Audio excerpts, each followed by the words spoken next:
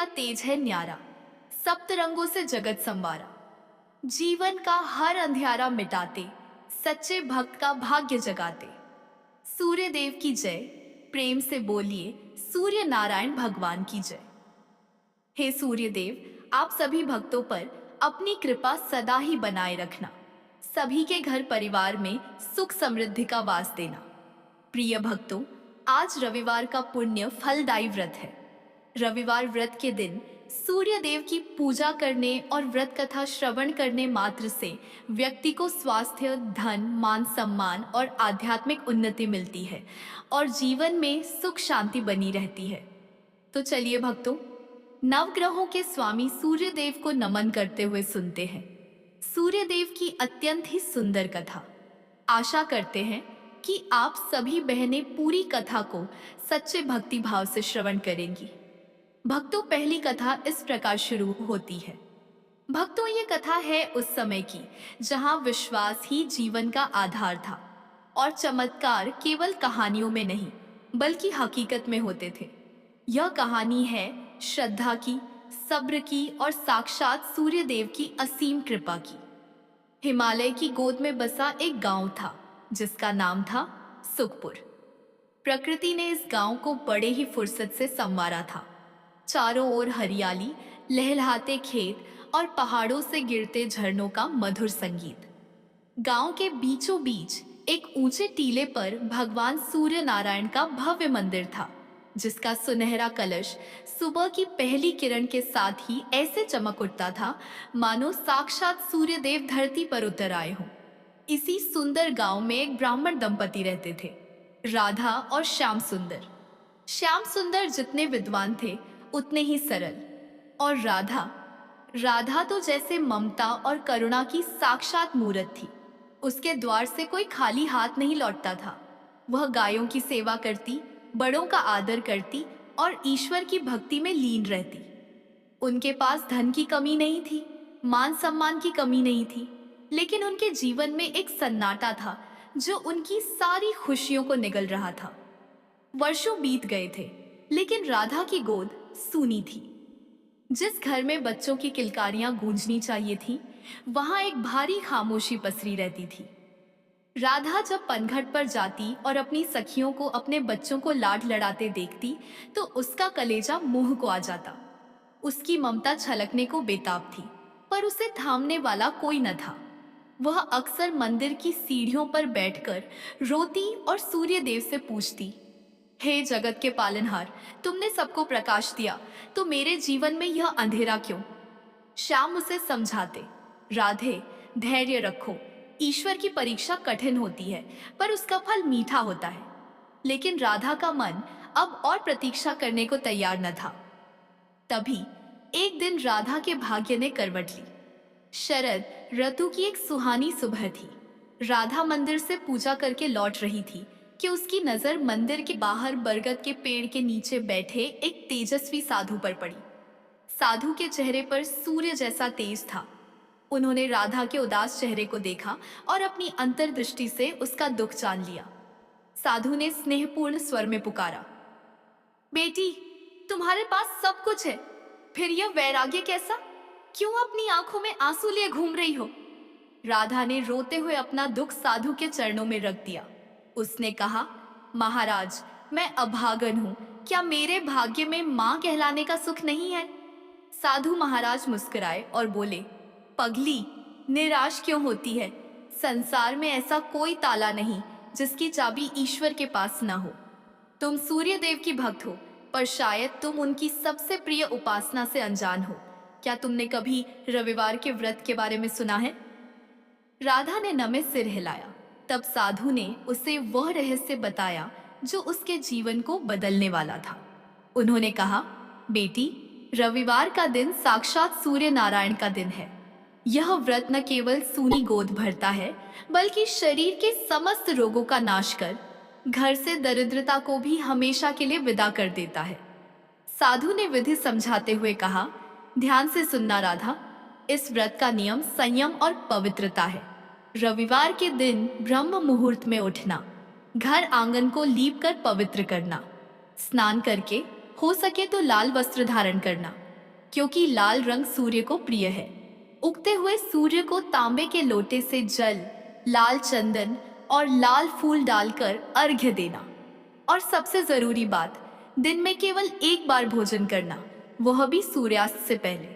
और भोजन में नमक का त्याग करना। फीका नहीं, बल्कि मीठा भोजन जैसे गुड़ और गेहूं की रोटी या खीर का भोग लगाना। साधु ने जाते जाते एक चेतावनी भी दी। याद रखना बेटी, व्रत केवल भूखे रहने का नाम नहीं है। मन में किसी के प्रति बैर न रखना और दीन दुखियों की सेवा करना। क्या तुम यह कर पाओगी? राधा ने दृढ़ निश्चय के साथ सिर हिलाया। अगले ही रविवार से राधा ने अपना महाव्रत शुरू कर दिया। अब चाहे कड़कड़ाती ठंड हो या जेठ की तपती दोपहरी, राधा का नियम कभी नहीं टूटा। वह भोर में उठती, ठंडे जल से स्नान करती और पूरी श्रद्धा से सूर्य की उपासना करती। उसे देखकर ऐसा लगता मानो वह कोई तपस्विनी हो।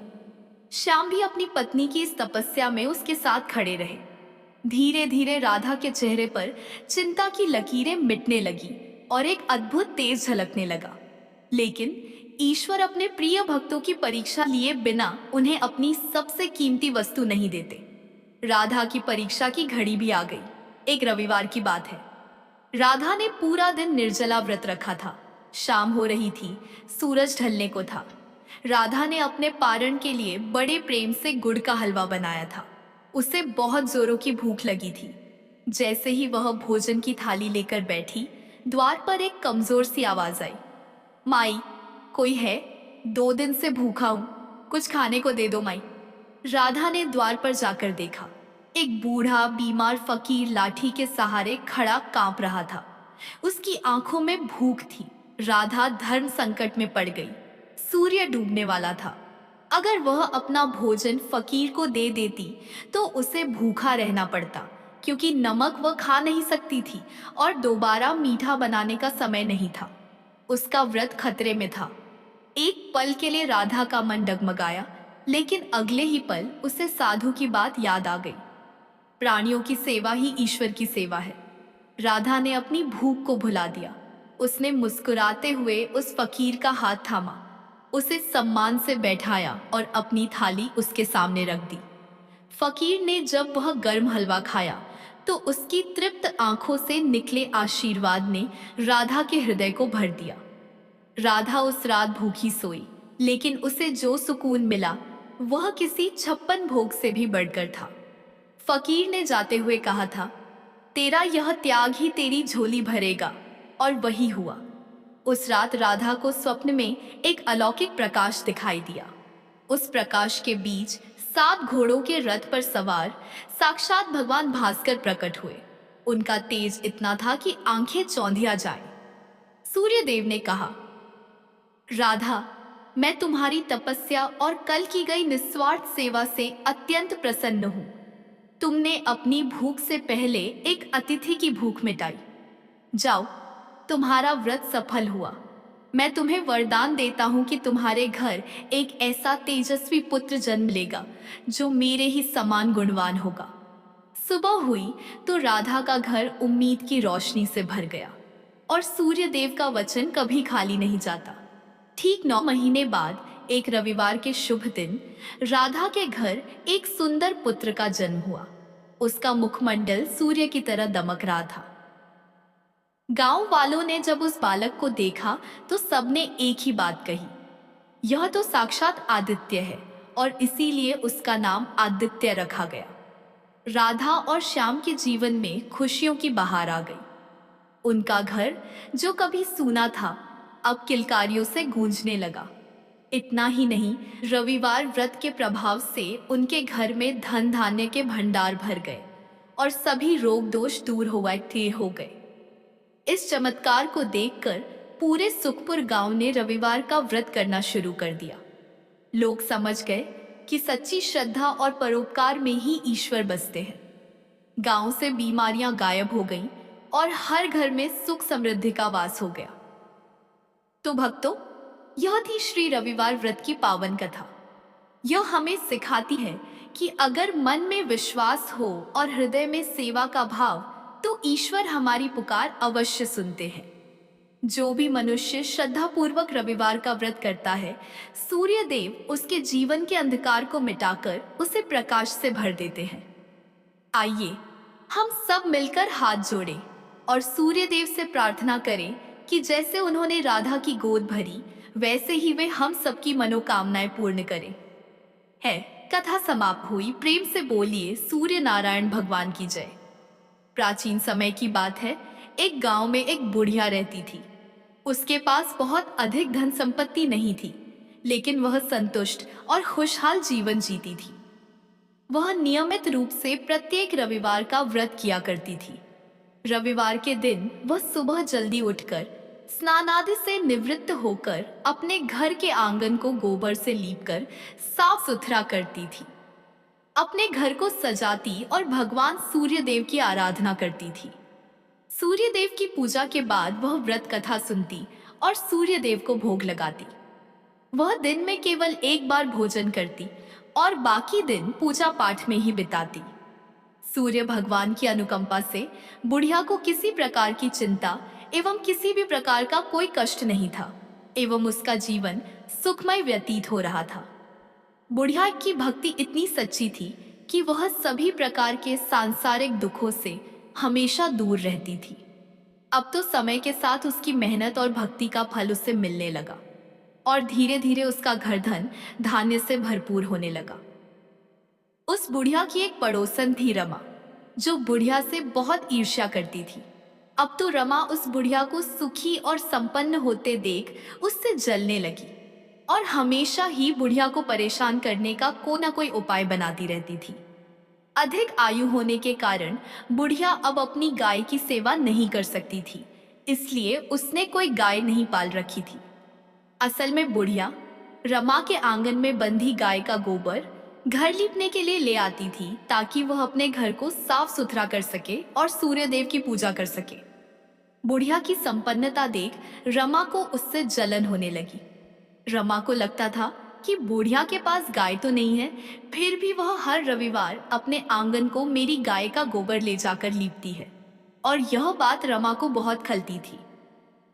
एक रविवार को रमा ने अपनी गाय को घर के भीतर बांध लिया ताकि बुढ़िया को गोबर न मिले। बुढ़िया को इस बात का अंदाजा नहीं था। जब उसने देखा कि गोबर नहीं है तो वह निराश हो गई और अपने आंगन को लीप नहीं पाई। उसने उस दिन सूर्य देव की पूजा नहीं की और भोग भी नहीं लगाया। बुढ़िया पूरे दिन उपवास में रही और भूखी प्यासी सो गई।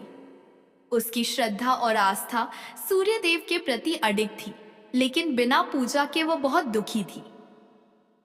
प्रातःकाल जब सूर्योदय से पूर्व उस बुढ़िया की आंख खुली तो वह अपने घर के आंगन में सुंदर गाय और बछड़ा को देखकर हैरान हो गई। गाय को आंगन में बांधकर उसने जल्दी से उसे चारा लाकर खिलाया। रमा ने उस बुढ़िया के आंगन में बंधी सुंदर गाय और बछड़ा को देखा तो वह उससे और अधिक जलने लगी।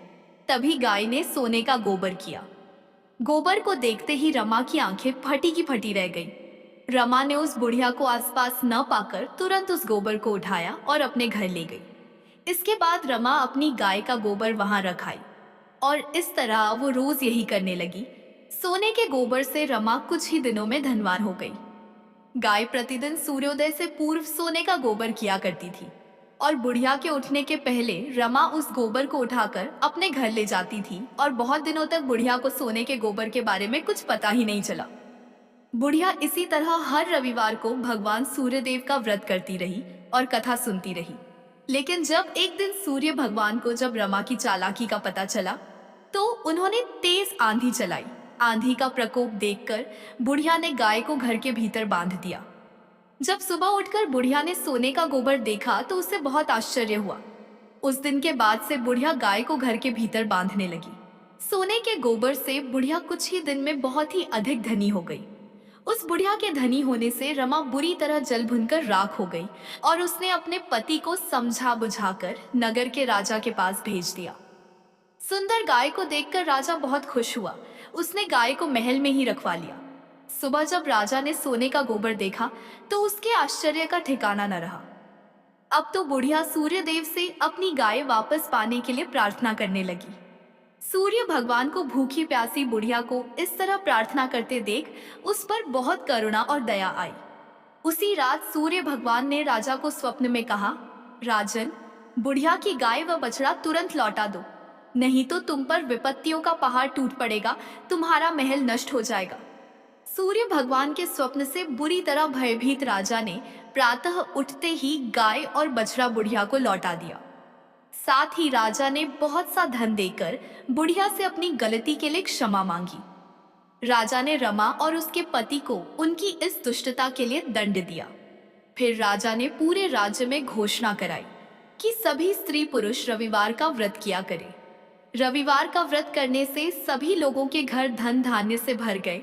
राजनगर में चारों ओर खुशहाली छा गई।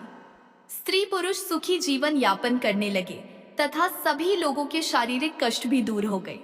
मित्रों, पहली कथा समाप्त हुई। बोलिए सूर्य भगवान की जय। जय जय सूर्यदेव। अब सुनते हैं सूर्यदेव की दूसरी कथा। प्राचीन समय की बात है। संतपुरा नगर में एक निर्धन ब्राह्मण रहता था।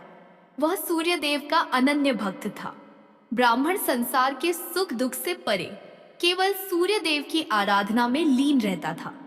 वह हर रोज सुबह सबसे पहले नहाता और सूर्य भगवान की पूजा करता और इसके बाद अन्य काम किया करता था। उसकी भक्ति इतनी गहरी थी कि उसकी सुबह की पहली किरण और शाम की अंतिम पूजा सूर्य भगवान को समर्पित होती थी। लेकिन भक्ति के इस मार्ग ने उसे संसार के कठोर सत्य व गरीबी से दूर नहीं किया। उसकी झोपड़ी टूटी फूटी थी और पेट भरने के लिए घर में एक समय का भोजन भी नहीं हो पाता था। उसकी पत्नी रोज उसे ताने देती कि दिन भर पूजा करते हो लेकिन घर में चूल्हा जलाने को अन्न तक नहीं होता है। भला कहीं भक्ति से पेट भरता तो क्या ही बात होती। ब्राह्मण हर रोज अपनी पत्नी की बातें सुनता लेकिन अपनी भक्ति से डिगता नहीं था। उसके पड़ोसी भी उसे निकम्मा कहकर अपमानित करते थे कि सारा दिन इधर उधर घूमता है, जैसे कोई बड़ा तपस्वी हो। अब धीरे धीरे इन तानों और उपेक्षाओं ने उसके मन को गहराई तक आहत करना शुरू कर दिया था। एक दिन उसने निर्णय लिया कि अब इस संसार को छोड़कर केवल सूर्य भगवान की शरण में चला जाऊंगा। इसके लिए ब्राह्मण ने अगली सुबह जल्दी उठकर स्नान किया, पूजा की सामग्री ली और जंगल की ओर चल पड़ा। चलते चलते उसे एक निर्जन स्थान मिला जहां एक सूखा हुआ पीपल का पेड़ और एक लगभग सूखा हुआ तालाब था। ब्राह्मण ने सोचा, यही स्थान मेरी भक्ति के लिए उपयुक्त है। उसने पीपल के नीचे बैठकर सूर्य भगवान की आराधना शुरू की। पूजा समाप्त होने पर उसने तालाब से थोड़ा सा पानी लिया और सूर्य भगवान को अर्घ्य दिया। जैसे ही पानी बहकर पीपल की जड़ों और तालाब में पहुंचा, एक अद्भुत चमत्कार हुआ। सूखा हुआ पीपल हरा भरा हो गया, उसकी शाखाएं हरी भरी पत्तियों से भर गई। वहीं तालाब स्वच्छ जल से भर गया। जब ब्राह्मण ने सूर्य देव की आवाज सुनी तो वह घबरा गया और सोचने लगा कि इस पीपल में कोई भूत रहता है, जरूर वही मुझे आवाज दे रहा है। और ब्राह्मण बिना कुछ कहे वहां से लौट गया।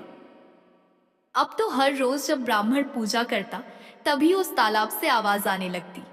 रोज यह सुन सुनकर वो चिंतित होकर दुबला होने लगा। ब्राह्मण की पत्नी कभी कभी उससे मिलने जंगल में जाती थी। एक दिन उसने अपने पति से पूछा, आप दिन पर दिन दुबले हुए जा रहे हैं। उसने अपनी पत्नी को सारी घटना कह सुनाई। उसकी पत्नी, जो सामान्यतः उसे ताने देती थी, इस बार अपने पति की बात सुनकर गंभीर हो गई। उसने कहा, यह कोई भूत प्रेत नहीं है, यह स्वयं सूर्य भगवान है, जो तुम्हारी भक्ति से प्रसन्न होकर तुम्हें वरदान देना चाहते हैं। ब्राह्मण ने चिंतित होकर पूछा, लेकिन मैं उनसे क्या मांगू? मेरी मांग छोटी हो तो जीवन भर पछतावा रहेगा, और अगर मैं कुछ भूल गया तो?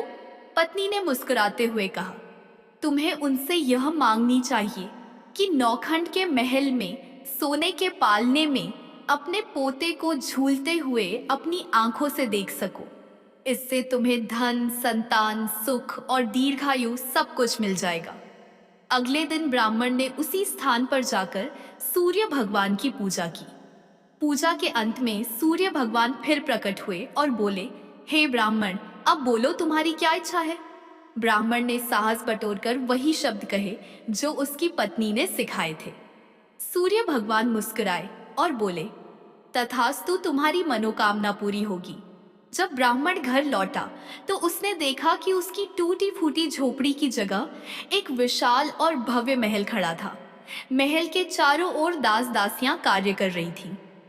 अंदर से उसकी पत्नी सुंदर वस्त्रों और आभूषणों से सजी हुई बाहर आई और बोली, स्वामी, यह सब आपकी भक्ति का फल है। सूर्य भगवान ने आपकी मनोकामना पूरी कर दी। ब्राह्मण ने विस्मित होकर पूछा, इतना धन लेकर हम करेंगे क्या? पत्नी ने उत्तर दिया, हम इसे धर्म और परोपकार के कार्य में लगाएंगे। यज्ञ, हवन और दान पुण्य से ही इस धन का सही उपयोग होगा। और इस प्रकार से ब्राह्मण की ख्याति शीघ्र ही नगर भर में फैल गई। जब राजा को इस बात का पता चला तो उसने ब्राह्मण को अपने दरबार में बुलाया और पूछा, कल तक तो तुम्हारे पास खाने को अन्न नहीं था, आज यह वैभव कहाँ से आ गया? क्या तुमने चोरी की है? डर के कारण ब्राह्मण ने पूरी घटना विस्तार से राजा को बताई। राजा ने कहा, क्या सूर्य देव मेरी मनोकामना भी पूरी करेंगे? मेरे पास सब कुछ है, परंतु संतान सुख से वंचित हूँ। ब्राह्मण ने राजा को सूर्य भगवान की आराधना की विधि बताई और राजा ने पूरे नियम और श्रद्धा से सूर्य भगवान की पूजा की। कुछ ही समय बाद सूर्य भगवान ने राजा को एक तेजस्वी पुत्र का आशीर्वाद दिया और इस प्रकार से सभी लोग सुखपूर्वक जीवन व्यतीत करने लगे।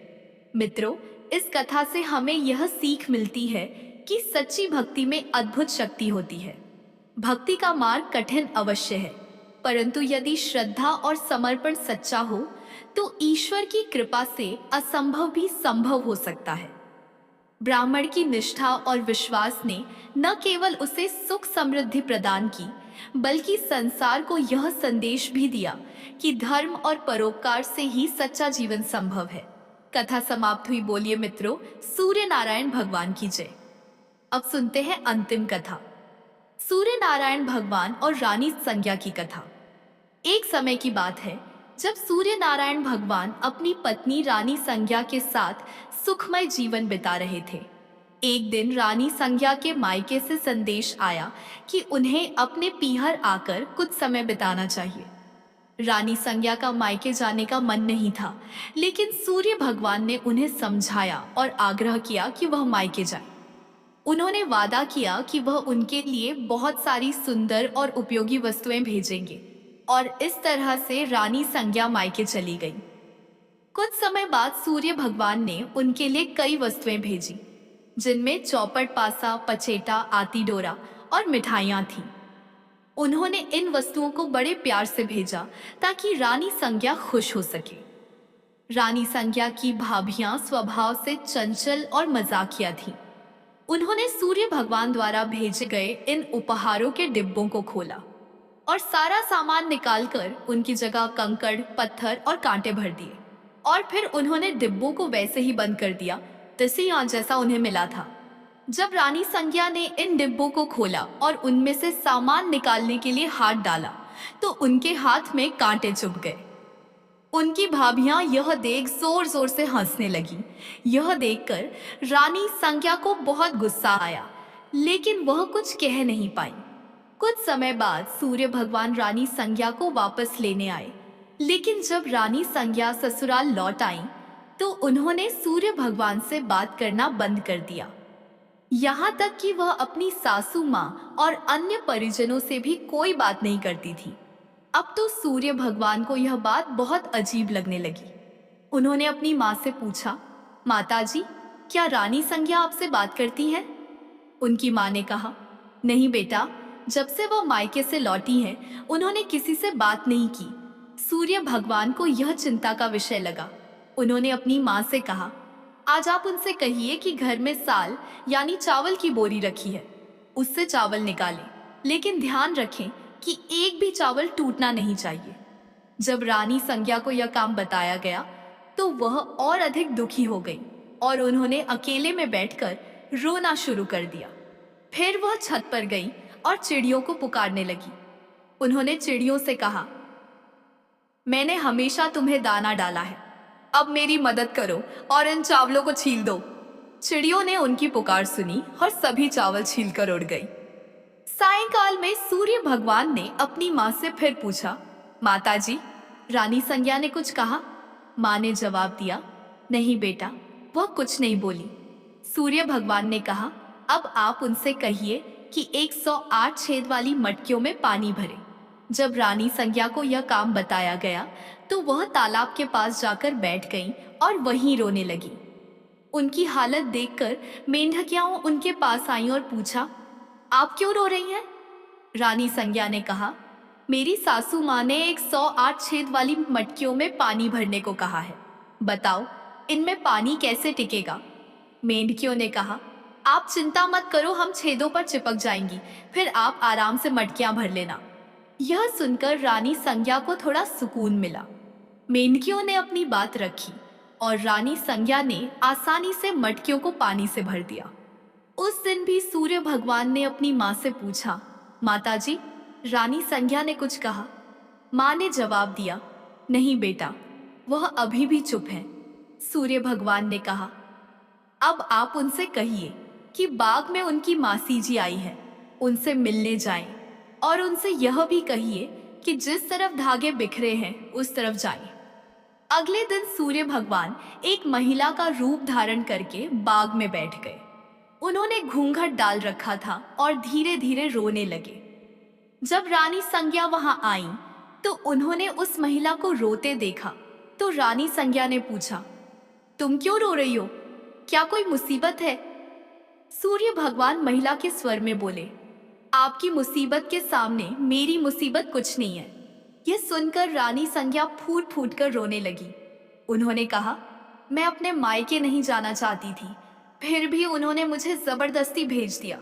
वादा किया था कि अच्छी अच्छी वस्तुएं भेजेंगे, लेकिन उन्होंने डिब्बों में कंकड़, पत्थर और कांटे भेज दिए। जब मैंने डिब्बे खोले तो मेरे हाथ कांटों से घायल हो गए। वापस आने पर उन्होंने साल में से चावल निकालने को कहा और एक भी चावल टूटने नहीं चाहिए। फिर उन्होंने 108 छेद वाली मटकियों में पानी भरने का आदेश दिया। यह कहते कहते रानी संज्ञा की आंखों से आंसू बहने लगे। रानी संज्ञा की बात सुनकर सूर्य भगवान ने उनका हाथ पकड़ लिया और अपने असली रूप में आ गए। उन्होंने कहा, रानी संज्ञा, चुप हो जाओ। मैंने तुम्हारे लिए चौपट पासा, मिठाई और सुंदर वस्तुएं भेजी थी। यह सब तुम्हारी भाभीियों का मजाक था, मेरी कोई गलती नहीं थी। अगर तुमने यह बात पहले ही बता दी होती तो तुम्हें इतनी मुसीबत नहीं झेलनी पड़ती। सूर्य भगवान की बात सुनकर रानी संज्ञा को राहत मिली और उन्होंने सूर्य भगवान को क्षमा कर दिया और सूर्य देव रानी संज्ञा के साथ खुशी खुशी रहने लगे। मित्रों, यह कथा हमें यह सिखाती है कि धैर्य और सहनशीलता हर परिस्थिति में हमारा साथ देते हैं। इस कथा में प्रकृति के जीव जंतुओं जैसे चिड़ियों और मेंढकियों ने रानी संज्ञा की मदद की, जिससे यह संदेश मिलता है कि जब हम दूसरों के लिए अच्छे काम करते हैं तो संकट के समय वे भी हमारी मदद करते हैं। कथा समाप्त हुई। बोलिए बहनों, सूर्य नारायण भगवान की जय हो।